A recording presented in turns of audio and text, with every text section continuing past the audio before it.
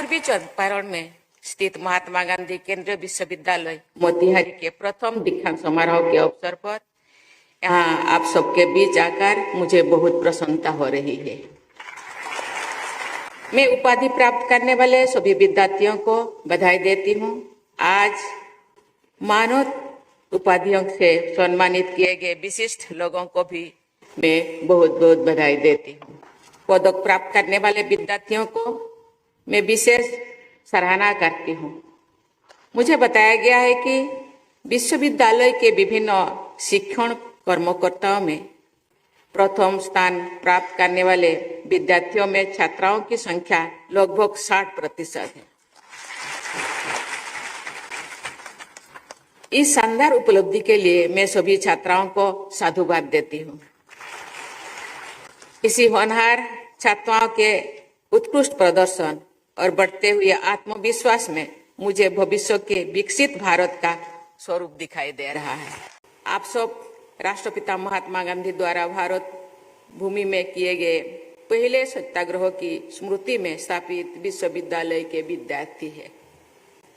यहाँ के विद्यार्थी होने के नाते आप सब एक ऐसे अनमोल विश्वास से जुड़े हैं जिसका पूरे विश्व में सम्मान किया जाता है। ऐतिहासिक चंपारण सत्याग्रह के दौरान इस क्षेत्र में गांधी जी बहुत लंबे समय तक रहे थे, जिस चीज को आदरणीय मुख्यमंत्री जी ने आप सब आपके सामने रखे। उनके साथ माँ कस्तूरबा, डॉक्टर राजेंद्र प्रसाद, ब्रजकिशोर प्रसाद, बाबू अनुग्रह नारायण सिंह, आचार्य कृपलानी तथा अनेक महत्वपूर्ण लोग चंपारण सत्याग्रह से जुड़े रहे। उस दौरान दीनबंधु एंड्रूज भी यहाँ आए थे।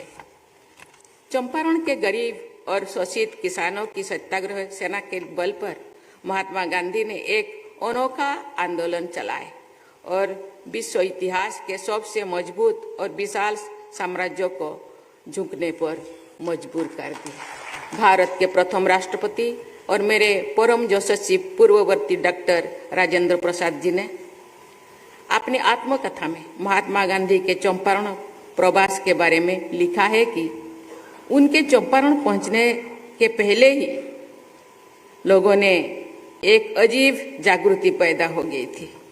गांधी जी के चंपारण पहुंचते ही रेवतों के दिल से जो डर था ना मालूम कहाँ भाग गया। महात्मा गांधी ये मानते थे कि छात्राओं और छात्रों के शिक्षा के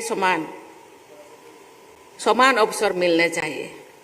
वे कहते थे कि यदि आवश्यकता पड़े तो छात्राओं की शिक्षा हेतु विशेष सुविधाएं प्रदान करनी चाहिए।